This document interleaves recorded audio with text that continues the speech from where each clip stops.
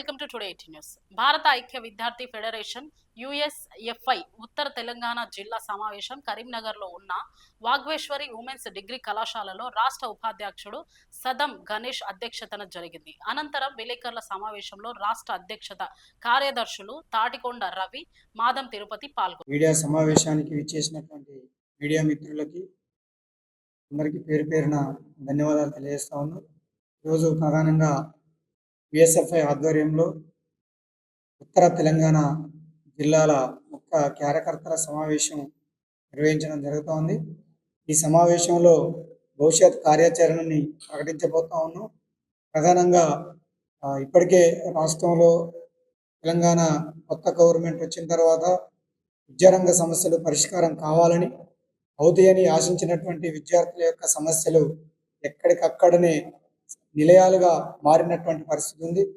రాష్ట్ర ప్రభుత్వం మాత్రం నిమ్మకు నీరెత్తినట్టుగా వ్యవహరిస్తూ ఉంది. కేజీ నుంచి పీజీ వరకు ఎక్కడ చూసినా ఏమున్నది గర్వకారణం ఈరోజు సమస్యలకు నిలయాలుగా మారినటువంటి పరిస్థితి ఉంది.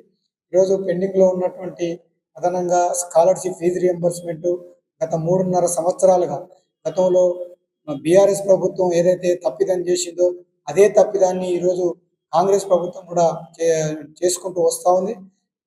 వేల కోట్ల రూపాయలు స్కాలర్షిప్ ఫీజు రియంబర్స్మెంట్ పెండింగ్లో ఉన్నాయి. వాటిని రిలీజ్ చేయకుండా ఈరోజు విద్యార్థుల్ని పై చదువులకు వెళ్లకుండా ఈరోజు ఆపే ప్రయత్నం చేస్తూ ఉన్నారు.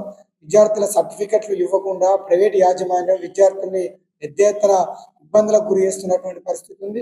అయినా ఈరోజు ముఖ్యమంత్రి స్పందిస్తూ ఒక మాట మాట్లాడండి, 1 టైం సెటిల్మెంట్ చేస్తా అని చెప్పి ఖచ్చితంగా ఇస్తామని చెప్పి చెప్తుంది తప్ప ఏ డేట్ కల్లా ఇస్తారు, ఎప్పుడు ఇస్తారు, విద్యార్థులకు ఒక భరోసా అనేటువంటిది ఇవ్వలేనటువంటి పరిస్థితి కూడా ఉంది.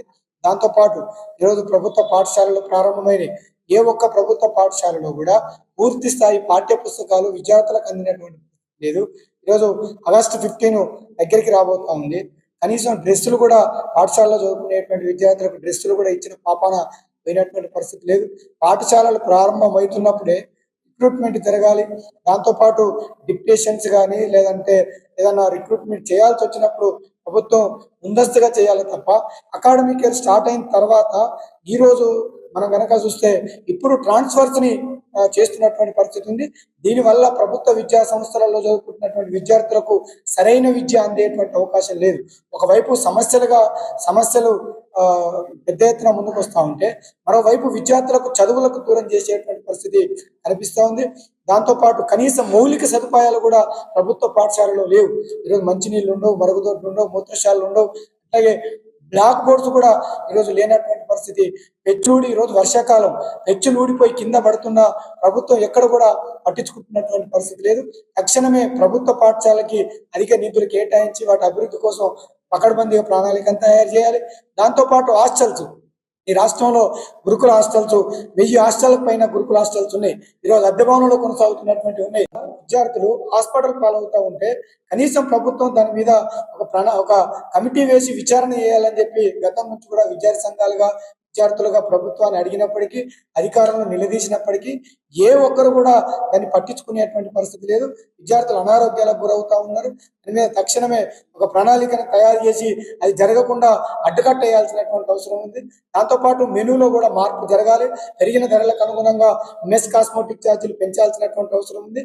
ప్రభుత్వం ఇచ్చేటువంటి మెస్ కాస్మోటిక్ ఛార్జీలు సరిపోయేటువంటి పరిస్థితి లేదు.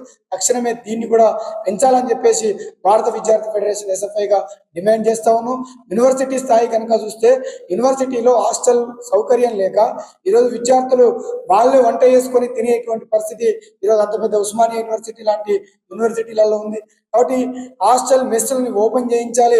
అట్లాగే ఆ మెస్సుని ప్రభుత్వమే భరించేటట్టుగా అట్లాంటి కాంట్రాక్ట్ సిస్టమ్ ఇవ్వకుండా ప్రభుత్వమే భరించేటువంటి పరిస్థితి ఉండాలి. అట్లా కాకుండా ఈరోజు కాంట్రాక్ట్కి ఇస్తూ ఉన్నారు. అట్లాగే యూనివర్సిటీలో లెక్చరర్స్ లేనటువంటి పరిస్థితి, ప్రొఫెసర్స్ లేనటువంటి పరిస్థితి, అసిస్టెంట్ ప్రొఫెసర్స్ లేనటువంటి పరిస్థితి, ఇన్ఛార్జ్లను పెట్టి వీసీలుగా నడిపిస్తున్నటువంటి పరిస్థితి తెలంగాణ రాష్ట్రంలో యూనివర్సిటీల పరిస్థితి ఉంది. బట్ తక్షణమే రెగ్యులర్ యూనివర్సిటీలలో రెగ్యులర్ వీసీలను నియమించాలని చెప్పేసి ఈ సందర్భంగా డిమాండ్ చేస్తా ఉన్నాం. మొత్తం ఓవరాల్గా ఈ రాష్ట్రం అభివృద్ధి జరగాలని అంటే జరగబోయేటువంటి 20 తారీఖు నుంచి రాష్ట్ర బడ్జెట్ సమావేశాలు జరగబోతా ఉన్నాయి.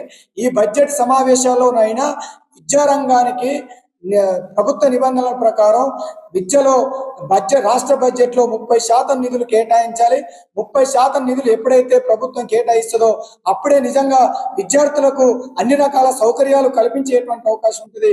ఆ రకమైనటువంటి పద్ధతిలో ప్రభుత్వం చొరవ తీసుకోవాలని చెప్పి, ఆ రకంగా సమావేశాల్లో చర్చ జరగాలని చెప్పి భారత విద్యార్థి ఫెడరేషన్ ఐక్య విద్యార్థి సంఘాలుగా మేమంతా కూడా ప్రభుత్వాన్ని హెచ్చరిస్తా ఉన్నాం, డిమాండ్ చేస్తా ఉన్నాం. లేని పక్షంలో మీ అసెంబ్లీ సమావేశాలని అడ్డుకుంటామని చెప్పేసి కూడా యుఎస్ఎఫ్ఐగా డిమాండ్ చేస్తా ఉన్నాం. మిత్రులారా, నా పేరు రవి, యుఎస్ఎఫ్ఐ రాష్ట్ర అధ్యక్షుని. ఉత్తర తెలంగాణ జిల్లాకు సంబంధించిన సమావేశం కరీంనగర్ పట్టణంలోని వాగేశ్వరి ఉమెన్స్ కాలేజీలో నిర్వహించడం జరిగింది. ఈ సమావేశం యొక్క ముఖ్య ఉద్దేశం ఈ ఉమ్మడి ఉత్తర తెలంగాణకు సంబంధించి పేరుగాంచినటువంటి శాతవాహన యూనివర్సిటీ అనేక అవినీతి అక్రమాలకు పాల్పడుతూ అనేక సమస్యలకు నిలయాలుగా మారుతున్నది. తక్షణమే శాతవాహన యూనివర్సిటీ మీద రాష్ట్ర ప్రభుత్వం ఎంక్వైరీ కమిటీ అని చెప్పేసి సందర్భంగా రాష్ట్ర ప్రభుత్వాన్ని డిమాండ్ చేస్తున్నాం. దాంతో పాటుగా ఈ కరీంనగర్కు పేరుగాంచిన విద్యా కేంద్రం చెప్పినప్పటికీ ఇక్కడ డిగ్రీలకు సంబంధించి, పీజీలకు సంబంధించి, జూనియర్ కాలేజ్ సంబంధించిన విద్యార్థులకు సరైన హాస్టల్ సదుపాయం లేకుండా అనేక మంది పేద విద్యార్థులు చదువుకు దూరం అవుతున్నారు. కాబట్టి అప్లై చేసుకున్న ప్రతి విద్యార్థికి కూడా హాస్టల్ సీట్ కల్పించే విధంగా రాష్ట్ర ప్రభుత్వం ఇక్కడ అధికార యంత్రాంగం కృషి చేయాలని చెప్పేసి ఈ రోజు డిమాండ్ చేస్తా ఉన్నాం.